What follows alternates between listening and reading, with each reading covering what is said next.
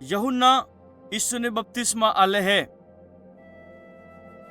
એલિશબા અને જકરિયાનો સોરો યહુન્ના મોટો થઈને એક ભવિષ્યતા બની ગયો।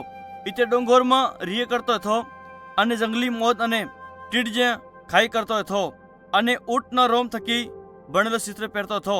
ઘણા થકા મનખા યહુન્નાની વાતે સાંભળવાને હારું ડોંગોરમાં નકળે આવ્યા। આણ્યું કેને આણાને પ્રસાર કર્યો, પશ્ચાતાપ કરો કેમ કે હરકનું રાજ મેળ હે। જ્યારે મનખાવે યહુન્નાના સંદેશને સાંભળ્યો તે અણાવે થકી ઘણા આપણા પાપા થકી પશ્ચાતાપ કર્યો અને યહોવાએ અણાને બપ્તિસ્મા આલ્યું।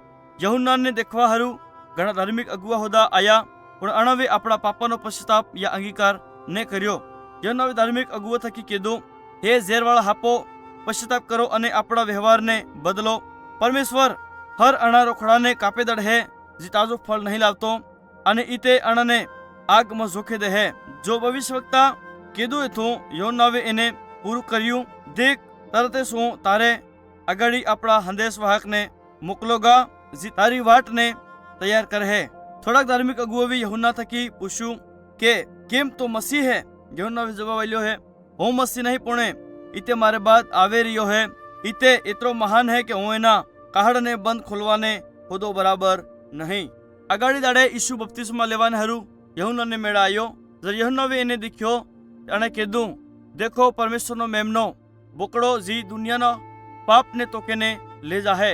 યહુન્નાએ ઈસુ થકી કીધું, હું તને બપ્તિસ્મા આલવાને યોગ્ય નહીં હું, બજાય એને આવશ્યક હે કે તું મને બપ્તિસ્મા આલે।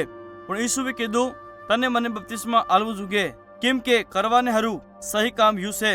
અને યહુન્નાએ એને બપ્તિસ્મા આલ્યું જેમ કે ઈસુ કેરપ પાપ ને કર્યો હતો।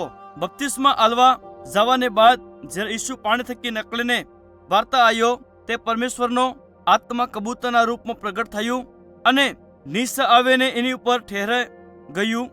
આના ટાઈમ પરમેશ્વરે હરક થકી વાત કરી અને કીધું, તું મારો સોરો હે, હું તને થકી પ્રેમ કરું હે અને હું તારે થકી ખુશ હે। પરમેશ્વરે યહુન્ના થકી કીધું, હવે પવિત્ર આત્મા નીચે આવીને કિનિક ઉપર ઠહેરે જાહે, જેને તો બપ્તિસ્મા આલ્હી યોસ પરમેશ્વરનો સોરો હે। પરમેશ્વર એકે છે પણ જરા યહુન્નાએ ઈસુને બપ્તિસ્મા આલ્યો તે અણે પરમેશ્વર બાને વાત કરતા સાંભળ્યો, પુત્ર પરમેશ્વરને દીખ્યો જી કે ઈસુને અને પવિત્ર આત્માને દીખ્યો।